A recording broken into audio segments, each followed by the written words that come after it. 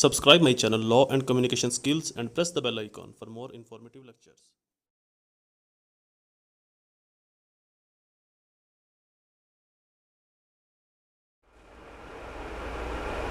Assalamu alaikum friends and viewers. I hope all are fine. This is Mubashir Iqbal, Advocate High Court and Legal Lecturer. Series of legal lectures के अंदर हमारा आज का subject law of torts, question, journal defence in law of torts. जैसे कि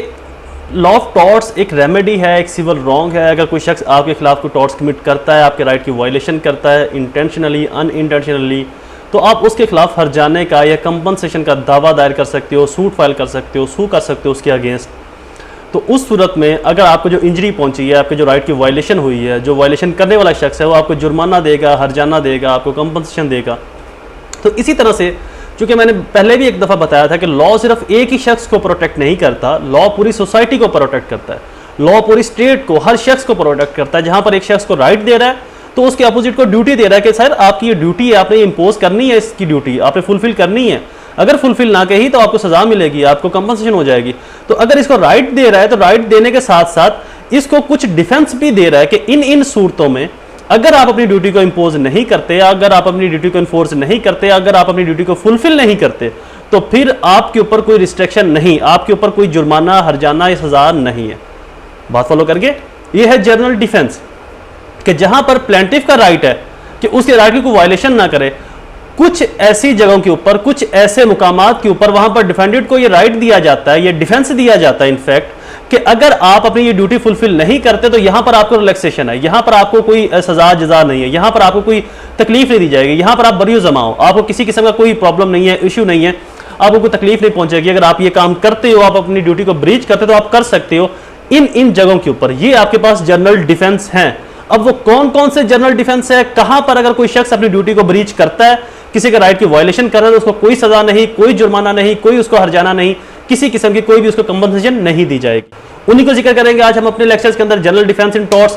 उससे पहले अपनी फीस बताता चलूं, कम से कम 10 रुपए आपने डोनेट करने, या अपने घर के अंदर मुलाजमा को या बाहर किसी भी शख्स को, मांगने वाला हो या जो नहीं मांग रहा, कोई बुजुर्ग आप गुजरते चलते फिरते फेरी वाले को देखें।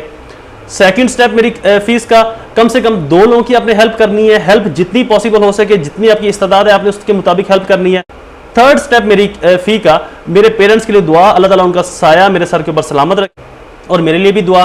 शुरू करते हैं हमारा आज का लेक्चर। मेरे नोट्स अगर आपके पास अवेलेबल हैं तो वेल एंड गुड, अगर नोट्स अवेलेबल नहीं है तो जल्दी से मेरे नोट्स ले लें, वो आपके लिए ज़्यादा फायदेमंद है, ज़्यादा रिलायबल है, शॉर्ट क्वेश्चन है, आसान वर्डिंग अंदर मैंने लिखा हुआ, कंप्रीहेंसिवली लिखा हुआ, LLB के पॉइंट ऑफ व्यू से भी और जुडिशरी के पॉइंट ऑफ व्यू से भी वो आपके लिए बहुत ही रिलायबल रहेंगे। पंजाब यूनिवर्सिटी की बुक शॉप के ऊपर, पंजाब यूनिवर्सिटी लाहौर की बुक शॉप के ऊपर मेरे नोट्स अवेलेबल हैं, और भी डिफरेंट शॉप्स पर अवेलेबल हैं। आप मेरे व्हाट्सएप नंबर पर कॉन्टैक्ट कर सकते हैं, अपना LLB पार्ट, नाम, सिटी लिखकर मैं आपको PDF की सूरत के अंदर मेरा PA आपको फॉरवर्ड कर देगा। शुरू करते हैं हमारा आज का lecture, journal defence in torts. Generally law of torts के अंदर 2 पार्टीज होती हैं, एक प्लेंटिफ और एक डिफेंडेड। एक केस करने वाला, एक जिसके ऊपर केस किया जाता है, एक जिसके राइट की वायलेशन होती है और एक जो राइट की वायलेशन करता है। ये 2 है पार्टीज लॉ ऑफ टॉर्ट्स के अंदर। जर्नली आमतौर पर तो प्लेंटिफ को राइट दिया गया कि अगर छोटा सा छोटा भी आपका कोई नुकसान होता है, छोटा से छोटा भी आपके राइट की कोई वायलेशन करता है, तो आप उस शख्स के अगेंस्ट जिसने आपके राइट की वायलेशन की है सूट फाइल कर सकते हो, और वो शख्स आपको कंपनसेशन देगा, हर्जाना देगा, जुर्माना पे करेगा या उसको सजा होगी। एक चीज। दूसरी सूरत, यहां पर लॉ इस डिफेंडेंट को जो अपनी ड्यूटी को ब्रीच करता है, जिसकी ड्यूटी टूटने की वजह से, जिसकी ड्यूटी फुलफिल ना होने की वजह से इस प्लेंटिफ के राइट की वायलेशन हुई है, तो वहां पर लॉ इस डिफेंडेंट को कहता है कि इन जगहों के ऊपर अगर आप अपनी ड्यूटी को फुलफिल नहीं करते तो आपको कोई सजा नहीं। वो कौन कौन सी जगह है, वो कौन कौन से मकामात है, वो कौन सी सिचुएशन है, इनको आज हम डिस्कस करने जा रहे हैं। Second heading, meaning of torts. Torts का मीनिंग क्या है, ये लैतिनी टर्म है, इसका मीनिंग कंडक्ट होना, किसी काम का सरजद होना। ऑक्सफोर्ड डिक्शनरी, टॉर्ट्स सिविल और private wrong. Definition of general defense: in civil proceeding of court, the denial of the injured person's claim by the wrongdoer is called general defense in torts. Civil wrong के अंदर किसी injured person का injured होना, किसी शख्स को injury आना, और दूसरी तरफ से डिफेंडेंट की तरफ से डिनायल कर देना, इनकार कर देना इन सिचुएशन के अंदर कि मेरी मजबूरी थी, मेरी अपनी जान को खतरा था, या मैंने ये नहीं किया। इस डिफेंस के तहत कौन कौन से वो डिफेंस ले सकता है। जर्नल डिफेंस क्या है कि अगर किसी शख्स को इंजरी आती है, उस सूरत में जो डिफेंडेड है वो डिफेंस क्रिएट करेगा कि मैंने नहीं किया, या मेरी वजह से नहीं हुआ, या मेरी अपनी जान को खतरा था, मुझे मजबूरन करना पड़ा, ये मेरी गलती नहीं थी, किया तो मैंने लेकिन मजबूरी में, मेरी अपनी जान जाया हो सकती थी, जा सकती थी, या ये मैंने बिल्कुल नहीं किया। तो ऐसी सिचुएशन के अंदर जो डिफेंडेड डिफेंस लेता है वो जनरल डिफेंस कहलाते हैं। जनरल डिफेंस इन टॉर्ट्स, सबसे पहले तो कंसेंट इसके अंदर इन्वॉल्व होगी। In every limitation situation as accuse can claim that the victim consent to the accused act. हर जो एक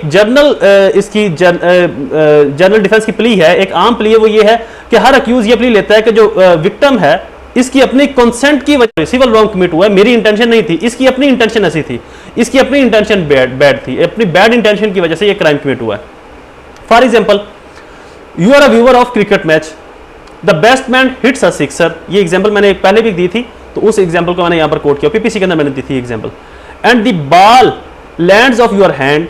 but you cannot claim of compensation either for the stadium authorities or the batsman because when you took a seat in the stadium, you accept the risk while sitting in the stadium because wrongdoer can prove that the injured person voluntarily put himself in this situation. Example की समझ आ गई? For example Urdu में समझा देता हूं। आप एक stadium में जाते हो, क्रिकेट मैच हो रहा है, वहां पर जाके आप टिकट लेते हो और एक सीट के ऊपर बैठ जाते हो, बिल्कुल ग्राउंड के करीब। बैट्समैन सिक्स लगाता है, वो सिक्स आपकी खोपड़ी पर लगता है और दो हिस्से कर देता है, सर को खोल देता है, सर के ऊपर काफी चोट आती है, या शोल्डर पर लगता है, शोल्डर पर चोट आती है। अब आप ये क्लेम नहीं कर सकते कि जी ये चूंकि इसकी चाहे ये छक्का ही ना मारता, ये सिक्सर ही ना मारता, मेरे सर पर लगती ना बाल आके, तो लिहाजा इसकी इंटेंशन थी सिक्सर की, तो मुझे हिट कर गई, तो ये जो है वो कंपनसेशन दे। या आप ये नहीं कह सकते कि जी इसने सिक्सर मारा, इसकी बैड इंटेंशन थी या इसकी नेग्लिजेंस थी, ये सिक्सर कहीं और मार सकता था, मेरे ऊपर लाजमी मारना था, मेरा ही सर पाड़ना था, एक मैं ही बचा था पूरे स्टेडियम के अंदर। तो इस दौरान आपने वॉलंटरली पहले कंसेंट अपनी दी हुई है कि अगर कोई नुकसान होता है, अगर कोई मेरे साथ नवा नुकसान होता है, मेरा कोई नुकसान होता है, मेरी कोई इंजरी होती है, मुझे कोई परेशानी होती है, तो मैं उसकी कंसेंट लेता हूं, मैं वॉलंटरली इस रिस्क को उठाने के लिए तैयार हूं, मैं इस रिस्क की जिम्मेदारी अपने आप पर लेता हूं। तो ऐसी सूरत में जहां पर आप कंसेंट दे दो, पहले ही आप अपनी इंटेंशन दे दो, आप वॉलंटरली कबूल कर लो कि अगर नुकसान होता है तो मैं जिम्मेदार हूं, मेरी नुकसान की सिचुएशन के अंदर कोई और जिम्मेदार नहीं होगा। मोस्ट ऑफ द टाइम ऐसे होते हैं, कुछ ऐसी गेम्स हैं, कुछ ऐसे ट्रिक्स भी होते हैं जहां पर जो विक्टिम होता है उससे पहले ये स्टाम्प लिखवा लिया जाता है, ये एफिडेविट ले लिया जाता है, ये हलफ ले लिया जाता है कि अगर कोई नुकसान होगा तो इसकी जिम्मेदारी आपके ऊपर इंपोज होगी, इसके हम लाइबल नहीं होंगे, हम इसके जिम्मेदार नहीं होंगे। तो ऐसी सिचुएशन में जहां पर जो इंजर्ड पर्सन है पहले ही अपनी कंसेंट दे दे कि हाँ मैं जिम्मेदार हूं, आपके उसकी जिम्मेदारी लेने की कोई जरूरत नहीं है, ना आप इसके जिम्मेदार हो, ना आपके ऊपर इसकी कोई टेंशन प्रॉब्लम है, मैं ही जिम्मेदार हूं, मेरी टेंशन है, मुझे चोट लगती है, सर फटता है, बाजू टूटता है, टूटे तो आप मुझे टिकट दो, मुझे स्टेडियम में बैठकर मैच देखना है। तो डेट मीन आपने अपनी कंसेंट दे दी है। अब जब आपने अपनी कंसेंट दे दी है, वॉलंटरली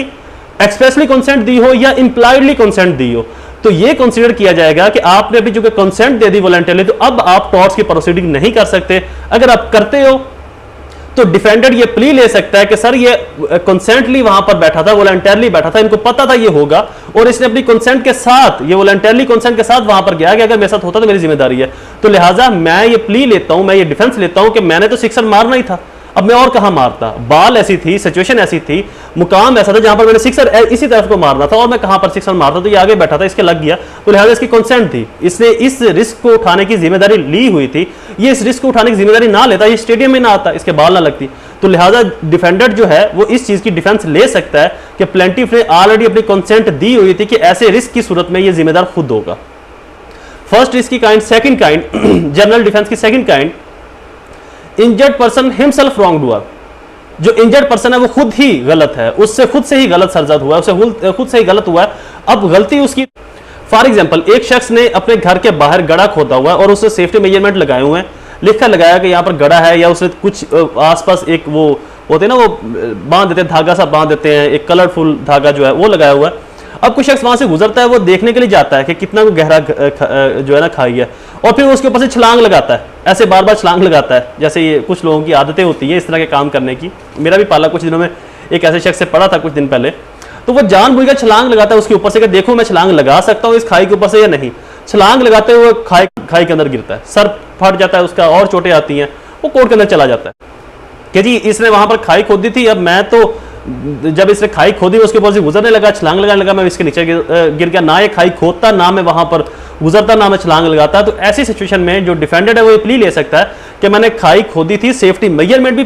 सेफ्टी मेजरमेंट भी पूरे किए थे कि यहां पर खाई है, आप इस तरफ ना आए, साइड से होकर गुजर जाएं, लेकिन ये जानबूझकर वहां पर आया, जानबूझकर सिर्फ छलांग लगाने की कोशिश की, छलांग नहीं लगा पाया, खाई के अंदर गया, अपना सर जो है ना फड़वा लिया, अपनी बाजू तोड़वा ली, तो लिहाजा इसकी अपनी गलती है, इसकी अपनी मिस्टेक है, ये रॉन्ग डोर इसका अपना है, ना ये वहां पर करता ना वहां पर आता। तो ऐसी सूरत में भी जो डिफेंडेड है, जो डिफेंस काउंसिल है, वो ये डिफेंस ये प्ली ले सकती है, ये जनरल डिफेंस को ले सकते हैं और बड़ा ये स्ट्रॉन्ग और हैवीली डिफेंस होगा उनके लिए कोर्ट के अंदर। इनएविटेबल एक्सीडेंट कौन से होते हैं? मैंने अपने पहले लेक्चर्स के अंदर भी इस वर्ड का जिक्र किया था। अनवॉइडेबल एक्सीडेंट, ऐसे एक्सीडेंट जिनसे वॉइड ही नहीं किया जा सकता, मतलब कि आप कोशिश करते भी हो तो नहीं कर सकते, मतलब कि आप बचाने की कोशिश करो भी तो नहीं बचा सकते। सिचुएशन ऐसी है, फॉर एग्जांपल एक रोड है, सिंगल रोड है, वो एक पहाड़ के ऊपर से गुजर रहा है, सडनली सामने एक शख्स आ जाता है। अब अगर गाड़ी चलाने वाला इतनी जोर से ब्रेक मारेगा तो वो खाई के अंदर गिर जाएगा, पहाड़ की उस रोड से नीचे गिरकर पहाड़ के नीचे जा गिरेगा, वो खुद से मारा जाएगा, खुद से उसकी मौत वाक़ हो जाएगी। अगर वो उसके अंदर पुश करता है, उसको टकराता है या उसके साथ हिट करता है, तो ऐसी सिचुएशन के अंदर उसको अगर चोट आती है, उसको कोई इंजरी होती है, या वो दूसरा शख्स प्लेंटिव जो रोड के साइड पर खड़ा है, रोड पर साइड पर खड़े होने की वजह से उसको कोई तकलीफ, इंजरी, डिस्टर्बेंस होती है, जिस डिस्टर्बेंस को गाड़ी चलाने वाला चाह कर भी नहीं रोक सकता, या उसको कोई ऐसी इंजरी आ जाती है, ना चाहते हुए भी ड्राइवर उसको हिट कर देता है गाड़ी को उसके साथ, तो ऐसी सिचुएशन के अंदर अगर डिफेंस काउंसिल, अगर डिफेंडर ये प्ली ले, डिफेंडर का वकील ये प्ली ले कि ये अनवॉइडेबल एक्सीडेंट था, यानी कि इस एक्सीडेंट से वॉइड किया ही नहीं जा सकता था, सिचुएशन ऐसी थी, सूरत हाल ऐसी थी, अगर ड्राइवर ब्रेक जोर से लगाता तो गाड़ी ने स्लिप होकर खाई के अंदर चला जाना था, चूंकि चढ़ाई थी और गाड़ी राइट तरफ को टर्न कर जाती है, लेफ्ट टर्न की तरफ अगर खाई तो वहां टर्न कर जाती, तो लिहाजा खाई से बचने के लिए, मौत से बचने के लिए, बड़े इंसिडेंट से बचने के लिए छोटा इंसिडेंट कर दिया गया, तो लॉ इसकी परमिशन देता है। ये as a general defence law के अंदर शामिल है, और ये क्राइम के अंदर भी शामिल है, क्रिमिनोलॉजी के अंदर, पीपीसी के अंदर भी ये चीज शामिल है। मैंने वहां पर भी इस हेडिंग का जिक्र किया था। एक्ट ऑफ गॉड, किसी कुदरती एक्ट की वजह से, कुदरती किसी की वजह, जैसे कि आपके घर के अंदर बारिश हो रही है, आप घर के अंदर बैठे बारिश हो रही है, तो बारिश की वजह से पानी जो है आपके मीटर के अंदर गया, मीटर ब्लास्ट हो गया। अब आप इसके लिए वापडा को क्लेम नहीं कर सकते या मीटर बनाने वाली कंपनी को क्लेम नहीं कर सकते, क्योंकि ये एक्ट ऑफ गॉड था। अब उनको थोड़ी ना पता था कि बारिश के अंदर, बारिश जब होगी तो पानी इसके अंदर जाएगा, ये मीटर ही बारिश के अंदर लगा होगा, या बारिश का पानी किसी वजह से इसके ऊपर ही गिर जाएगा। तो ऐसी सिचुएशन, हाँ अगर उसका मटेरियल नाकिस है, अगर उसके अंदर कोई टेक्निकल प्रॉब्लम है तो समथिंग डिफरेंट, लेकिन अगर बारिश के पानी की वजह से या बारिश की वजह से वो गिर गया, या आपकी बिल्डिंग, जलजला आया, आपकी बिल्डिंग गिर गई, तो इस वजह से आप बिल्डिंग बनाने वाले इंजीनियर्स के ऊपर या उस कंपनी के ऊपर, या कंस्ट्रक्टिव जो कंपनी है, जो कंस्ट्रक्शन करने वाली कंपनी है, उनके ऊपर टॉर्ट्स की प्रोसीडिंग नहीं कर सकते, क्योंकि ये एक्ट ऑफ गॉड था, ये गॉड के एक्ट की वजह से ऐसा हुआ, उनकी अपनी इंटेंशन नहीं थी। Private defence, act of state, state के किसी एक्ट की वजह से अगर स्टेट को ऐसा लॉ बना देती है जो पहले लीगल था बाद में इलीगल हो गया, तो आप टॉर्ट्स की प्रोसीडिंग नहीं कर सकते, क्या आपका उसका नुकसान हुआ है, आपका बिजनेस डैमेज हुआ है, तो एक्ट ऑफ स्टेट है। स्टेट के किसी भी एक्ट के अगेंस्ट भी टॉर्ट्स की प्रोसीडिंग नहीं हो सकती। प्राइवेट डिफेंस, अगर आप प्राइवेट डिफेंस की सूरत के अंदर कोई ऐसा नेग्लिजेंस कमिट करते हो, कोई ऐसा काम कमिट करते हो, जैसे कि मैंने ऊपर बताया अनवॉइडेबल एक्सीडेंट की सूरत के अंदर, तो प्राइवेट डिफेंस भी एक डिफेंसिव, मजबूत डिफेंसिव प्ली है डिफेंडेंट के लिए। टाइप्स ऑफ प्राइवेट डिफेंस की दो टाइप्स हैं, private defence in person, private defence in property. Contributory negligence most important heading भी है और मोस्ट इंपॉर्टेंट टॉपिक भी है, ये एग्जाम के अंदर भी मोस्टली आता है, इसके ऊपर मैं फर्दर आगे एक लेक्चर अपलोड करूंगा कंप्रीहेंसिवली। कंट्रीब्यूटरी नेग्लिजेंस, ऐसी गलती कि दोनों तरफ से गलती है, यहां से ये गाड़ी पर आ रहा था, ये शख्स रोड के ऊपर से गुजर रहा था, सिग्नल ग्रीन था, यानी कि गाड़ियों की आमदरफ्त हो सकती थी, तो ये शख्स ज़ेब्रा क्रॉसिंग से गुजरने लगा, जैसे ही गुजरने लगा ये गाड़ी इसको आकर हिट कर गई। अब गलती इस गाड़ी की भी है, इसने भी सेफ्टी मेजरमेंट को कंट्रोल करना था, इसने भी ड्यूटी ऑफ केयर को मेंटेन करना था, और गलती इसकी भी है कि ये जब सिग्नल ग्रीन था तो रोड के ऊपर से क्यों गुजर रहा था, क्योंकि गाड़ियों की जब आमदरफ्त थी, तो लिहाजा दोनों तरफ से जब गलती आ जाए, जब नेग्लिजेंस दोनों तरफ से होगी, वो कहलाएगी कंट्रीब्यूटरी नेग्लिजेंस, यानी कि दोनों तरफ से बराबर की गलती है। तो इस सूरत के अंदर भी जो इंजर्ड पर्सन है वो डैमेजेस क्लेम नहीं कर सकता, प्लेंटिफ जो है वो ऐसी सिचुएशन के अंदर कंट्रीब्यूटरी नेग्लिजेंस की प्ली लेकर डिफेंस ले सकता है और उसको माफ कर दिया जाएगा, बरी कर दिया जाएगा। मिस्टेक आपसे गलती हो जाए, लेकिन अगर डिफेंसिव ये प्ली लेता है कि मुझसे गलती होगी, ये इतनी मजबूत और इतनी प्योरली प्ली नहीं है, इतनी स्ट्रॉन्ग प्ली नहीं है, बट फिर भी एक्सेप्टेबल बाई कोर्ट है। डिफेंडेंट कहता है कि मुझे नहीं पता था कि मेरा ये एक्शन इतना नुकसानदेह होगा, मेरा ये लीगल राइट था, मैं उसकी जो है फुलफिलमेंट कर रहा था, लेकिन उसके दौरान में मेरे से कोई ऐसा एक्शन सरजद हो गया जिससे सामने वाले शख्स को, जैसे कि बहुत सारी मिस्टेक, जैसे कि मिस्टेक ये इतना कोई वैलिड प्ली नहीं है। जैसे कि बहुत मोस्ट ऑफ द टाइम जो है वो आपसे कोई ऐसी गलती सरजद हो जाती है। फॉर एग्जांपल आप एक गैदरिंग में खड़े हैं, आपने ऐसे हाथों को फैलाया,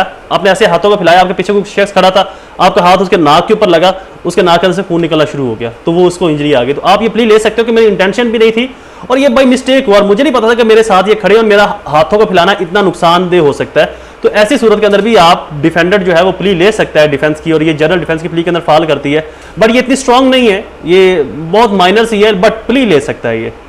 एक्सक्यूज ले सकता है। ये एक्सरसाइज ऑफ कॉमन राइट, आप अपने कॉमन राइट को एग्जिस्ट कर रहे हो कि जी ये मेरा कॉमन राइट था और बिल्कुल नॉर्मली मैं इसको फुलफिल कर रहा था। कॉमन राइट मैंने आपको पहले बताया कि जब आपके राइट की लिमिट बढ़ती है और वो किसी की वायलेशन का बायस बनता है तो डेट इज टॉट। लेकिन इस सिचुएशन के अंदर जब आप अपने राइट को एंजॉय कर रहे हो और वो राइट किसी की वायलेशन का बायस बन रहा है, इसको प्रूव करना दोनों के लिए मुश्किल होता है। बट कॉमन राइट, आपका ये राइट है तो आप इसकी प्ली ले सकते हो कि जी ये मेरा राइट था तो मैं अपने राइट को फुलफिल कर रहा था। It's depend upon the court, इस discretionary powers of the court को इसका क्या डिसाइड करती है कि आया आपके राइट इतना ऑथेंटिक था या इतना ऑथेंटिक होना चाहिए। आप ये कोर्ट के अंदर प्ली ले सकते हो कि ये मेरा राइट था, मैं अपने राइट को एंजॉय कर रहा था, तो इस सूरत के अंदर मुझसे ये काम सरजद हुआ। तो ये डिपेंड करता है कोर्ट के ऊपर, it's discretionary powers of the court क्या है इसके ऊपर फैसला करती है, आया आपका राइट इतना वैलिड था कि वो जब आप उसको फुलफिल कर रहे थे तो वो आपको करना चाहिए था या नहीं करना चाहिए था। एनीवे, नेक्स्ट इसकी हेडिंग है नेसेसिटी। आप ये प्ली ले सकते हो कि ये काम करना मेरी ज़रूरत थी, मेरी मजबूरी थी, मैं नहीं करता तो मेरे लिए बायसे नुकसान होता, तो लिहाजा इस सूरत के अंदर मैंने ये काम किया और सामने वाला इंजर्ड हो गया, तो डिफेंस काउंसिल डिफेंडेड ये प्ली भी ले सकता है। नेक्स्ट मेन हेडिंग है जी object of law of torts. Law of torts का ऑब्जेक्ट क्या है? Right, protection of right of person, property and reputation, compensation for the injured person के लिए कंपनसेशन का बंदोबस्त करना, मुआवजे का इंतजाम करना। नेक्स्ट इसकी जो ऑब्जेक्ट है वो है कि जो डिफेंडेड है उसके ऊपर कंपनसेशन इंपोज करना, फाइनेंशियली प्रेशर इंपोज करना, ताकि वो नेक्स्ट इस तरह की गलती ना कर सके और इंजर्ड पर्सन को हर्जाना मुआवजा मिल जाए उससे, और इंजर्ड पर्सन अपने लिए बेहतर उसका सोर्स कर सके, इलाज करवा सके, इलाज मुआवजा अपना करवा सके। नेक्स्ट ऑब्जेक्ट है जी torts stop those who intentionally and negligently violation of the right of other. Torts जो है ये रुकवाता है नेग्लिजेंस को, इंटेंशनली अनइंटेंशनली जो लोग वायलेशन करते हैं दूसरे लोगों के राइट्स को, तो उनको रुकवाने का भी एक बहुत बड़ा ये सोर्स है। पोजीशन इन पाकिस्तान बहुत स्ट्रांग नहीं है, लेकिन पाकिस्तान के अंदर मुस्तहकम है फिलहाल, और अभी मजीद ये आगे बढ़ रहा है, आगे मजीद ये जो है स्ट्रांग हो रहा है पाकिस्तान के अंदर। नेक्स्ट हेडिंग है जी preclude remarks, question is complete. I hope ये आपको लेक्चर पसंद आया होगा। मेरे चैनल को सब्सक्राइब करना, बेल आइकन को प्रेस करना ना भूलें। मेरी वीडियोज़ को लाइक और शेयर जरूर किया कीजिए। मुझे अपनी दुआ में बहुत सारा याद रखें। अल्लाह ताला आप सबका हामी नासिर हो। वस्सलाम।